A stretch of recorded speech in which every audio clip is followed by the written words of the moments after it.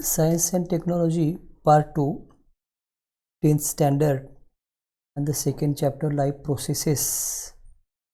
Okay, यातला जो पुढचा भाग आहे तो आपल्याला बघायचा आहे. या ठिकाणी ATP, energy currency, phosphate bond with more energy. You see here ATP is converted into ADP. Okay, phosphate bond with more energy breaks up and here formation of ADP and energy releases. This is a inorganic phosphate.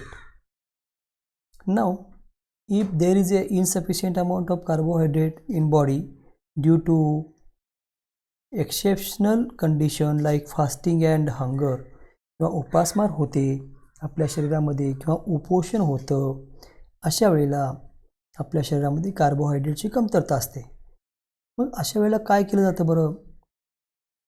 Then lipids and proteins are used for energy production.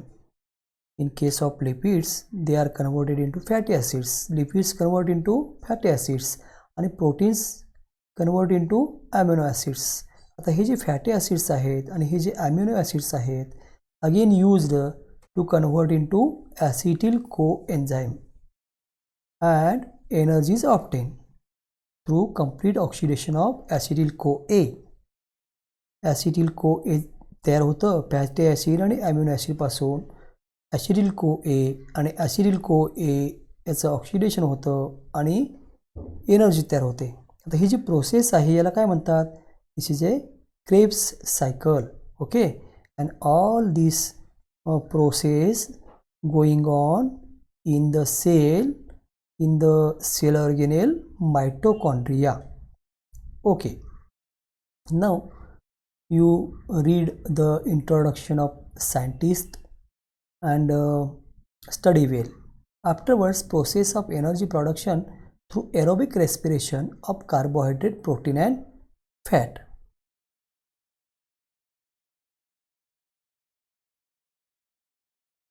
आत्ताच आपण बघितलं की या ठिकाणी energy production कसं होतं. आता आपल्याला बघायचं आहे हा फ्लो चार्ट कसा आहे. Process of energy production through aerobic respiration of carbohydrates, proteins and fats. Okay, carbohydrates, proteins and fats. Here lipids convert into fatty acids and afterwards production of acetyl coenzyme A. Okay, carbohydrates by the process of glycolysis convert into pyruvic acid and afterwards acetyl CoA. Proteins also convert into amino acids and afterwards acetyl coenzyme A, and by the process of oxidation acetyl coenzyme A lastly convert into carbon dioxide, water and energy, and this process is known as the Krebs cycle. That means lipids, carbohydrates and proteins lastly converted into carbon dioxide, water and energy. Okay, now this is what is this process? This is an aerobic respiration.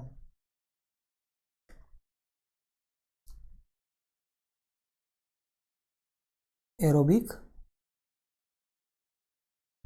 respiration. Now here anaerobic respiration. आता aerobic respiration म्हणजे काय? तर respiration in presence of O2. Okay, and anaerobic respiration इथं ऑक्सिजनचं प्रमाण कमी असतं बरं का. O2चं प्रमाण कमी असतं, less O2 or in absence of O2. ग्लुकोजचं ऑक्सिडेशन होतं. Glucose convert into energy, but here less amount of energy is released.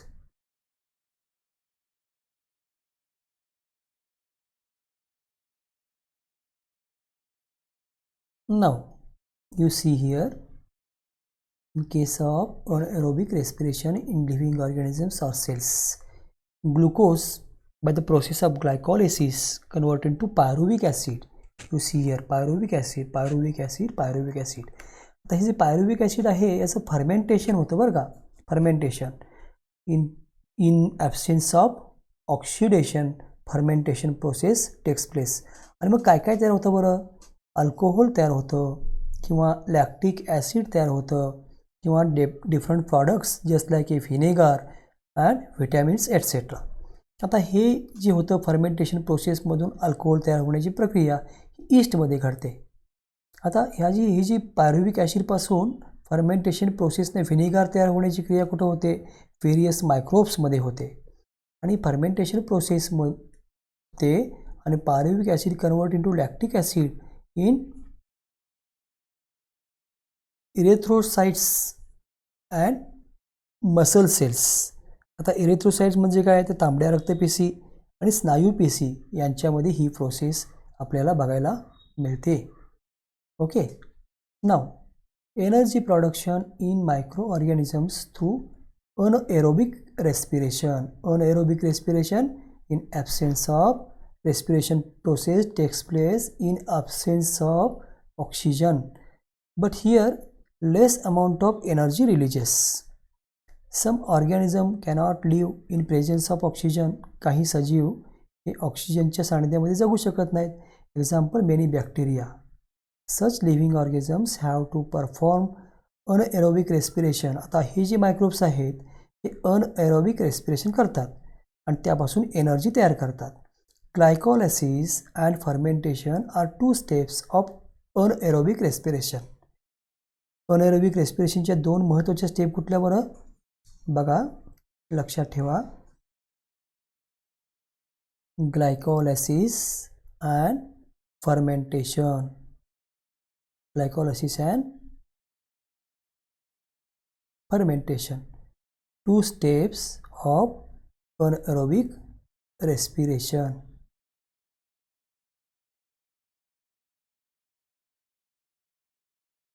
एक मिनिट. ओके, आता ग्लुकोजचं काय होतं बरं, ग्लुकोजचं ऑक्सिडेशन होतं. कसं होतं, in presence of in absence of oxygen. Glucose is incompletely oxidised कारण ऑक्सिजन कमी असतो and less amount of energy is obtained in this type of respiration. आता जास्त एनर्जी कुठं तयार होते, एरोबिक रेस्पिरेशनमध्ये, आणि लेस एनर्जी कुठं तयार होते, अनएरोबिक रेस्पिरेशनमध्ये. Pyruvic acid produced through glycolysis is converted into organic acids or alcohols. आपण इथे वरतं बघितले ना, इथं अल्कोहोल्स, पायरुविक ॲसिडचं कन्वर्शन अल्कोहोलमध्ये होतं. This is called fermentation. तर बघितलं आपण what is actually the process of fermentation. बघा, pyruvic acid converted into alcohol, that this process is known as fermentation. Okay, some higher plants animals are and aerobic microorganisms also perform anaerobic respiration instead of aerobic respiration. If there is depletion in oxygen level in the surroundings. समजा असे काही animals आहेत किंवा higher plants आहेत की ज्यांना oxygen त्या aerobic respiration करतात नेहमी, परंतु काही कारणामुळं if there is a depletion in oxygen level, तिथे जर ऑक्सिजनचं प्रमाण कमी झालं तर, ऑक्सिजन अवेलेबल नाही झाला तर त्या काय करतात, अनएरोबिक रेस्पिरेशन करतात. Best example, seeds perform anaerobic respiration if the soil is submerged under water during germination. समजा रानामध्ये, शेतामध्ये तुम्ही बिया पेरलेल्या आहेत आणि पाऊस पडला आणि त्या रानामध्ये पाणी साचलं, मग हवेतला ऑक्सिजन त्या बियांना अवेलेबल होईल का, होणार नाही. मग अशा वेळेला जर्मिनेशन होताना जे सीड्स आहेत त्या काय करतात, अनएरोबिक रेस्पिरेशन करतात. Similarly our muscle cells also perform anaerobic respiration while performing the exercise. आपण एक्झरसाइज करतो त्यावेळेला आपल्याला जास्तीच्या एनर्जीची गरज असते, तर त्या प्रमाणामध्ये या मसल सेल्सना ऑक्सिजन उपलब्ध अवेलेबल होतो का, इतक्या फास्ट होत नाही. मग अशा वेळेला काय होतं, our muscle cells perform anaerobic respiration and production of energy.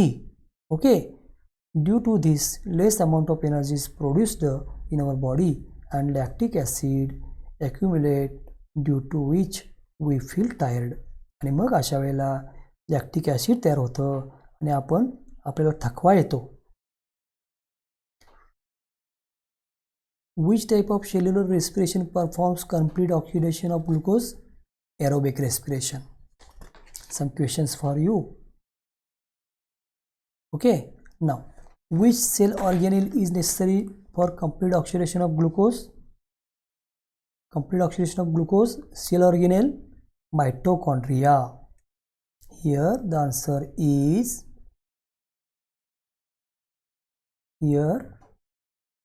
is aerobic respiration.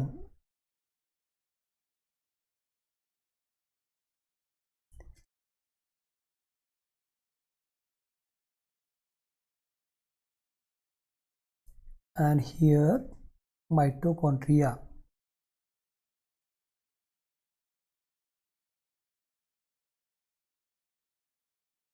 Okay, energy from different food components.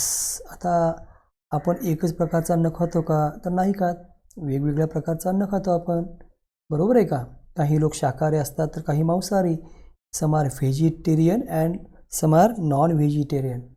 Now energy from different food components. Excess of the carbohydrates are stored in liver and muscles in the form of glycogen. Sometimes we are taking more food. आता आपल्याला जेवढं लागतं त्याच्यापेक्षा जास्त काही वेळेला आपण घेतो. And what about excess food?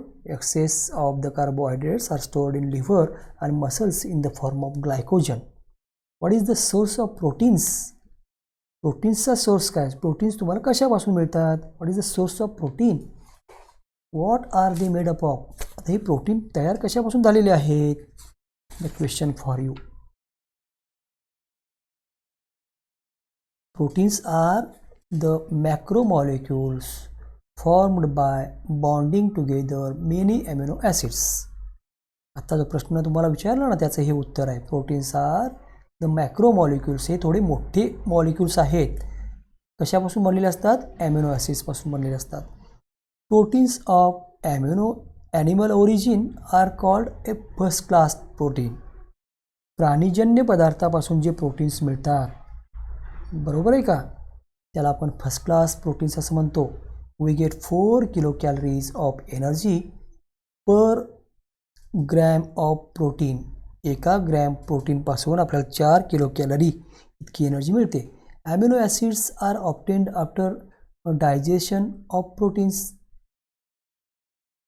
प्रोटीनचं digestion झालं तर ॲमिनो ॲसिड्स तयार होतात. या ठिकाणी दाखवलेलं आहे बरं का, ॲमिनो ॲसिड्स कशाचं डायजेशन झाल्यानंतर? प्रोटीनचं डायजेशन झाल्यानंतर. Those amino acids are absorbed in the body and transported up to each organ and cell via blood. आता हे जी तयार झालेली ॲमिनो ॲसिड्स आहेत ही ट्रान्सपोर्ट केली जातात. ही पहिल्यांदा ॲब्सॉर्ब होतात कुठं? रक्तामध्ये. And afterwards by circulatory system in our body they get transported towards each and every cell of our body.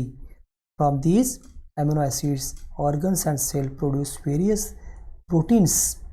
आता हे जे अमिनो ॲसिड्स आहेत सर्क्युलेटरी सिस्टीमपासून सेलकडे जातात, ऑर्गनकडे जातात, बरोबर आहे का? आणि ह्या ज्या सेल्स आहेत किंवा हे ऑर्गन्स आहेत त्यांना आवश्यक असणारी प्रोटीन्स त्यापासून तयार करतात. Various protein necessary for themselves and the whole body. Those examples are given in the following diagram. बघूया. ॲमिनो ॲसिड्स बघा बरं, ही ॲमिनो ॲसिड्स आहेत. आता ही ॲमिनो ॲसिड्स कशापासून तयार झाली? डायजेशन ऑफ प्रोटीनपासून. आता स्किनमध्ये काय होतं बघा, स्किनमध्ये याच्यापासून मॅलेनिन आणि केरॅटिन तयार होतं. बोन्समध्ये ऑस्सिन तयार होतं ॲमिनो ॲसिड्सपासून. ओके. त्यानंतर सेलमध्ये व्हेरियस प्रोटीन्स तयार होतात. Proteins of cell membrane and various enzymes are create. Okay. Afterwards pancreas पॅनक्रीजमध्ये इन्सुलिन तयार होतं आणि ट्रिप्सिन तयार होतं.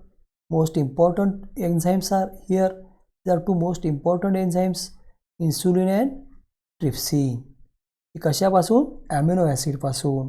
हे कुठं घडतं? पॅनक्रीजमध्ये घडतं. पिट्युटरी ग्लँड्स जे आहेत आपल्या शरीरामध्ये त्याच्यामध्ये व्हेरियस हार्मोन्स तयार होतात. And these hormones are very essential for many types of life processes in our body. मसल्समध्ये काय घडतं?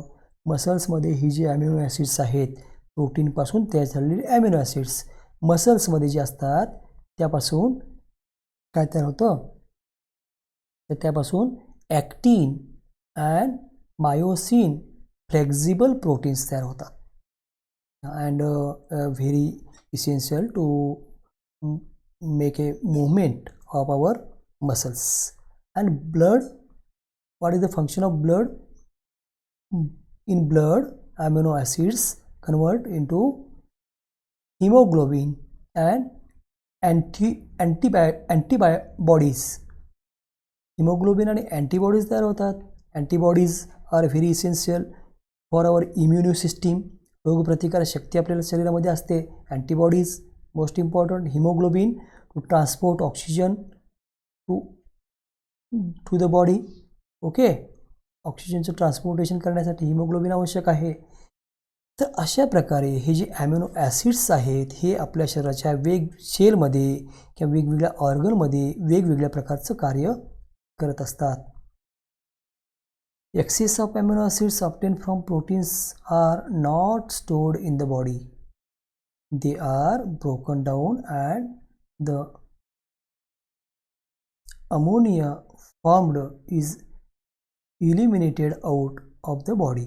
आता ही जी अमिनो ॲसिड्स आहेत जास्तीची आहेत ना, जी प्रोटीनपासून तयार झाली आपल्या शरीरामध्ये साठवून ठेवली जात नाहीत, तर त्याचं ती ब्रोकन डाऊन त्याचं विघटन होतं आणि त्याच्यापासून अमोनिया तयार होतो आणि ती शरीराच्या बाहेर टाकली जातात. If necessary excess of protein are converted into other useful substances like glucose through the process of glyconeogenesis. या प्रोसेसमुळं ग्लुकोज तयार करण्याची प्रक्रिया सुद्धा चालते. Plants produce the necessary amino acids from minerals de novo and thereby produce different proteins and enzyme. Here in case of plant we are discussing about the plant produces the necessary amino acids from minerals DNO and thereby produce different proteins. An enzyme rubisco present in the plant chloroplast is most abundant protein found in nature. He most abundant protein आहे enzyme rubisco.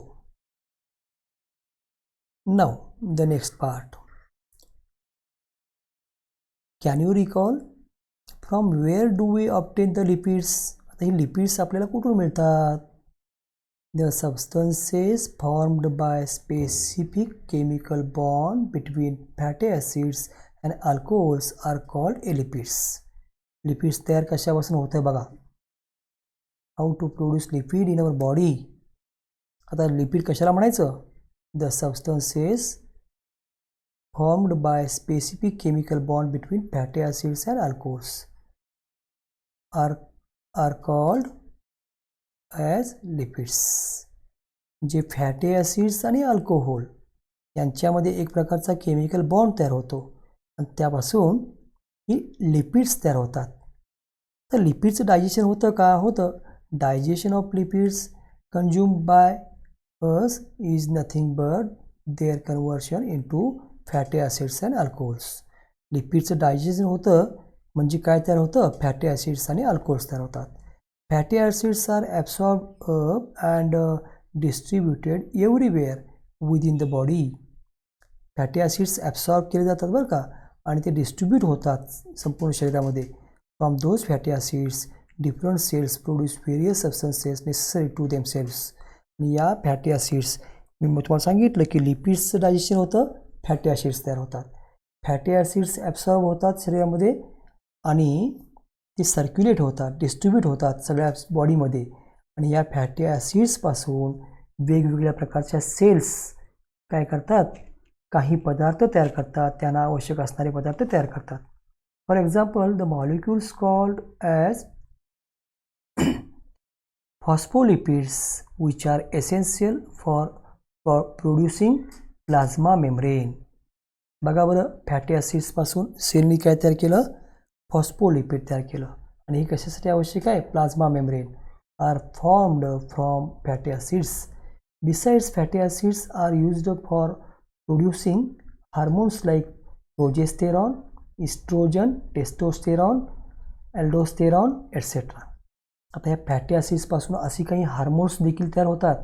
आता पुरुषामध्ये असणारे काही hormones आहेत, स्त्रियांच्यामध्ये तयार होणारे काही hormones आहेत.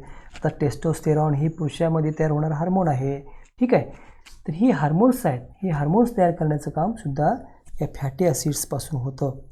And the covering around the axon of nerve cell. तुम्ही नर्व सेल बघितली का नाही, नर्वस सेंट्रल नर्वस सिस्टीम, ब्रेनला कनेक्टेड स्पायनल कॉर्डला कनेक्टेड नर्व सेल. त्याचं जे ॲक्झॉन असतो, जे वरचा टोकाचा भाग असतो ना, त्याच्यावरचं कव्हरिंग हे फॅटी ॲसिड्समुळं असतं.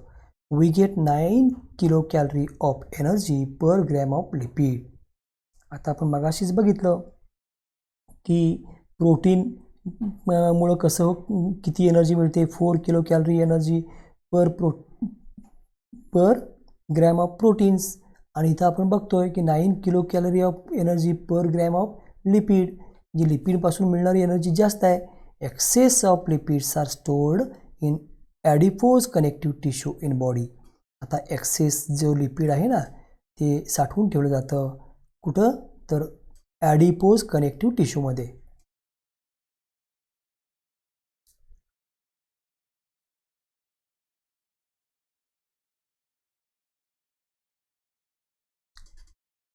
Now we want to discuss some more things. Think, विचार करा. Many times you cannot eat hot food due to inflammation, ulceration in mouth. त्याला तोंड येणे म्हणतो ना आपण, की अशा वेळेला आपण हॉट फूड, गरम पदार्थ वगैरे खायला आपल्याला खूप त्रास होतो. वी कॅनॉट ईट. हे असं का होतं, किंवा सेकंड कंडिशन बघा, सम persons experience difficulty in night vision since their childhood or adolescence. जे काही लोकांना अगदी लहानपणापासून किंवा त्यांच्या तारुण्यावस्थेमध्ये देखील त्यांना रात्रीच्या वेळेला नाईट व्हिजन अस्पष्ट दिसतं. त्याला आपण रातांधळेपणा असं म्हणतो ना, नाईट ब्लाइंडनेस असं म्हणतो. आता हे अशा ज्या घटना आहेत, first condition and here the second condition, what is the reason behind it? Here and here, night blindness, what is the reason? म्हणजे काहीतरी कमतरता असेल ना. There is a deficiency of some vitamins in our body and due to this we are facing such type of problems in our body. Okay, that means vitamins are very essential matter for our body. If there is a deficiency of any vitamin, then we may face many problems. Vitamins, what is vitamins? Vitamins are a group of heterogeneous compounds of which each is essential for proper operation of various processes in the body. आपल्या शरीरामध्ये अनेक ज्या process चालतात त्यांचं काम उत्तम चालायचं असेल तर विटॅमिन्स अत्यंत आवश्यक आहेत. There are main 6 types of vitamins. Which are those? Vitamin A, B, C, D, E and K. आता हे जी vitamins आहे, there are 2 main groups of vitamins. Okay, which are those? Vitamin A, D, E and K. These vitamins are fat soluble. They are soluble in fat only. And B and C, these 2 vitamins, only 2 vitamins are water soluble. ते पाण्यामध्ये विद्राव्य आहेत. we have seen that FADH2 and NADH2 in last lecture.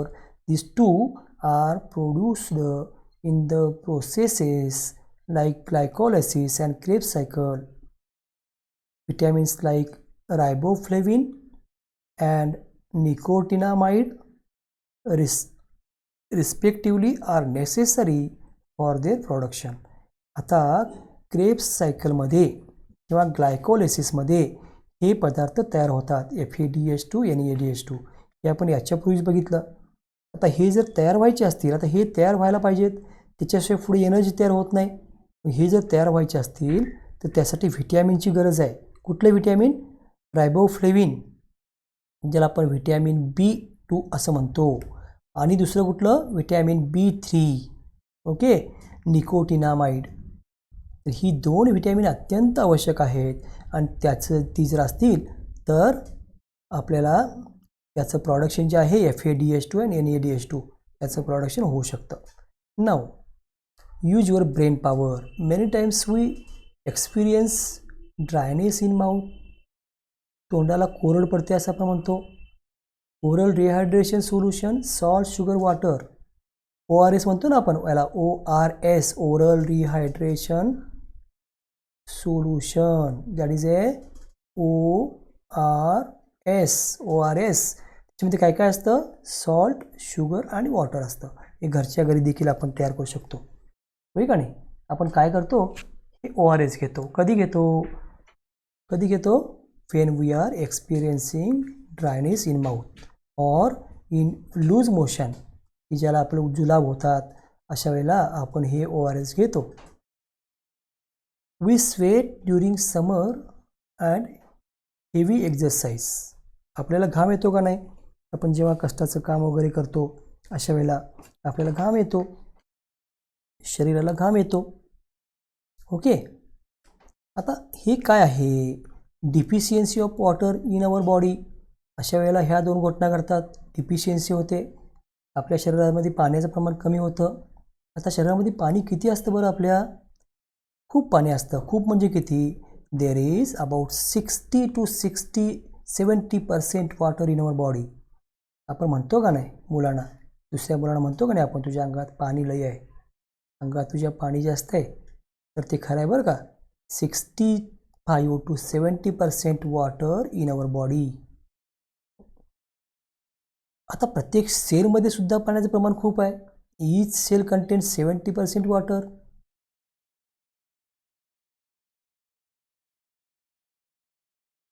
Blood plasma, रक्तामध्ये also contain 90% of water.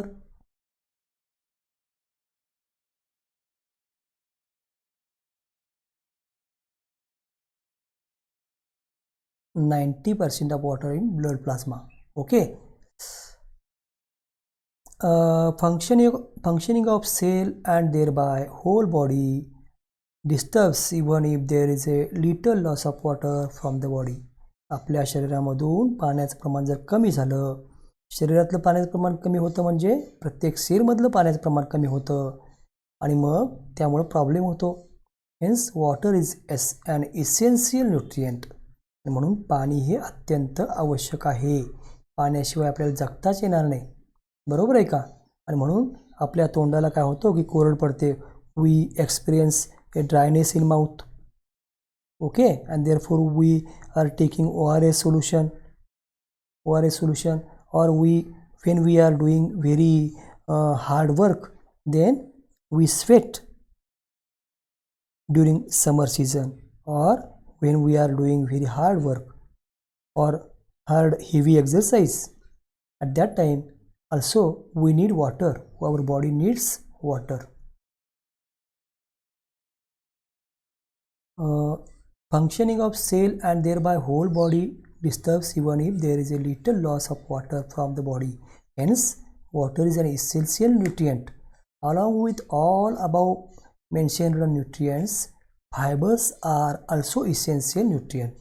जसं पाणी आवश्यक आहे, आवश्यक घटक आहे शरीरासाठी, तसं फायबर्ससुद्धा, तंतुमय पदार्थ हे सुद्धा आवश्यक आहेत. आता फायबरचं डायजेशन होतं का? होत नाही. In fact, we cannot digest the fiber. तंतुमय पदार्थाचं पचन होत नाही. मग त्याचा काय उपयोग आहे? However they help in the digestion of other substances and egestion of undigested substances. ह्या फायबरमध्ये काय असतं माहिती आहे का, की वॉटर ॲब्सॉर्ब करण्याची कॅपॅसिटी जास्त असते. त्यामुळं अनडायजेस्टेड फूड मटेरियल शरीरातून बाहेर टाकण्याच्या कामी याची खूप मदत होते आणि मग आपलं पोट साफ होतं. आणि म्हणून फायबर्स आपल्या आहारामध्ये पाहिजेत. मग कशामधून मिळतात हे? Leafy vegetables, fruits, serials etcetera. आता तुम्हाला सांगायला महत्त्वाचं आहे की जी फळं तुम्ही सालासकट खाता, सालासह खाता, त्यातून फायबर्स आपल्याला मिळतात. पालेभाज्या अत्यंत आवश्यक आहेत. समजलं का? पालेभाज्या तुम्ही खाता, तृणधान्य खाता, तेव्हा अशा वेळेला फायबर्स आपल्या शरीरामध्ये जातात. We cannot digest it but they helps to digest other food constitute material and they are helping us to throw away the undigested food material. Okay, therefore here water is an essential nutrient and here fiber is also an essential nutrient. ठीक आहे मित्रांनो, या ठिकाणी आपण थांबूया.